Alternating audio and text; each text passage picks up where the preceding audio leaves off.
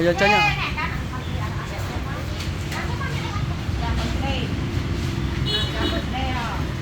Chị ạ. Ăn đi chị ạ. Happy birthday to you.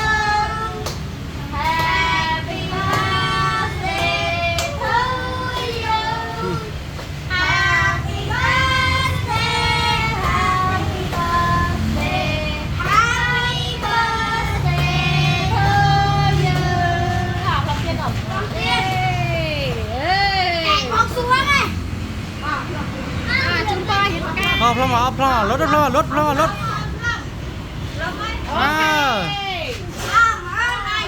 nó sao thế tao đó hay đạn bật tiên không ngờ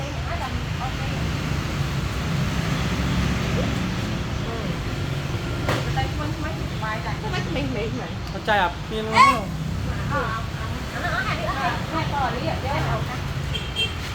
ngay làm sao mà đom tiên đi đom tiên này này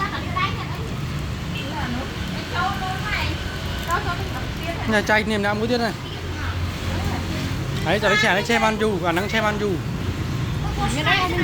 bán này một tuần lắm.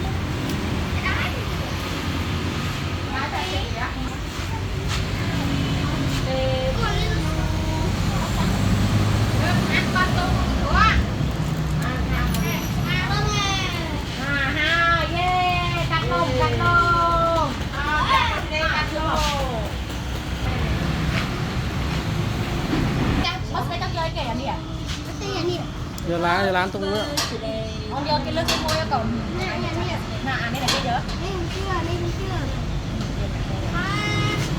cái đây hả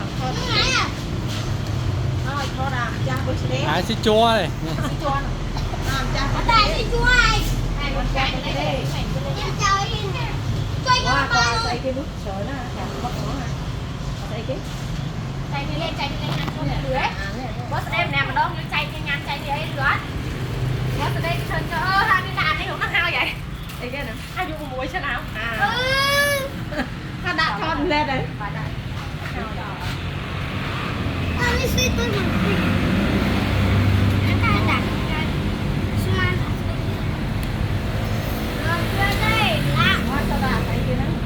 cho kênh Ghiền Mì Gõ để không bỏ lỡ cho thông đá cắt cho đây cho mấy giờ chả nữa mẹ má nè tới ai đừng lôi rồi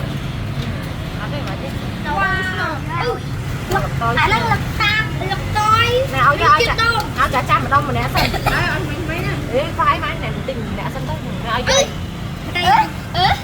nè